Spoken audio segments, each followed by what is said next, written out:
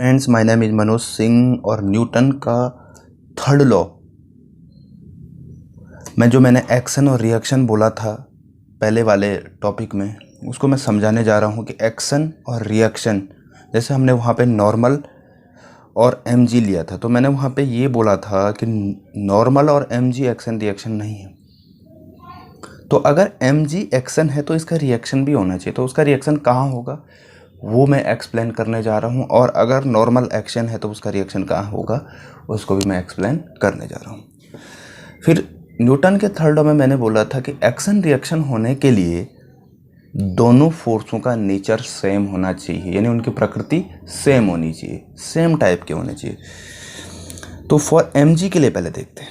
mg क्या है? Gravitational force है। कौन सा फोर्स है? Gravitational force. उसमें आप देखिए mg कहाँ पे अट्रैक्ट होगा? Toward the centre.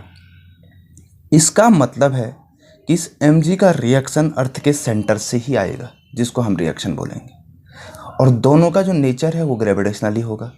इसलिए हम क्या कह रहे हैं? FO is reactionary force of the earth. तो FO किसके बराबर है? mg के बराबर, यानी दोनों की डायरेक्शन उल्टी है, इसलिए -mg लगा दिया।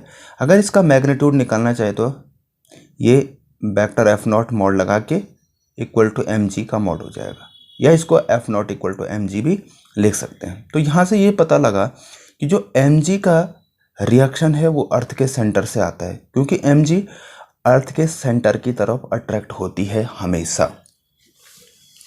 ओके, अब नॉर्मल का देखते हैं। नॉर्मल भी एक इलेक्ट्रोमैग्नेटिक फोर्स है, तो इसलिए उसका जो नेचर है, उसका रिएक्शन है, वो भी इलेक्ट्रोमैग्नेटिक होना चाहिए। तो देखते हैं क्या। एक टेबल के ऊपर हमने इसको रखा था, तो नॉर्मल यहाँ पे क्या है? तो जो टेबल बुक पे लगा रही है वो नॉर्मल है, उसको क्या बोला हमने? नॉर्मल बोला। तो उतना ही जो है बुक टेबल पे भी लगा रही होगी, तो उसका उल्टा हमने बोल दिया ये। तो F माइनस BT उसको हमने नॉर्मल। तो दोनों मैग्नीट्यूड में बराबर है लेकिन डायरेक्शन में अपोजिट है। तो ये दोनों ही क्या है? इलेक्ट्रोमैग्नेटिक फोर्स हैं, इसलिए इनको हमने क्या बोला? Action reaction pair. यहाँ पे भी मैंने vector FTV equal to minus vector FBT।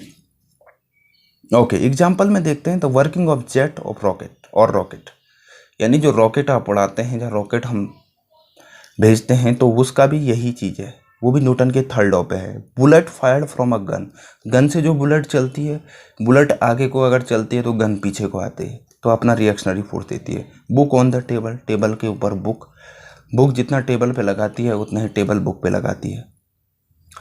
Okay, तो मुझे आशा है कि आपको ये समझ आया होगा। तो अपना कमेंट करिए, शेयर करिए और सब्सक्राइब करिए। Thank you very much.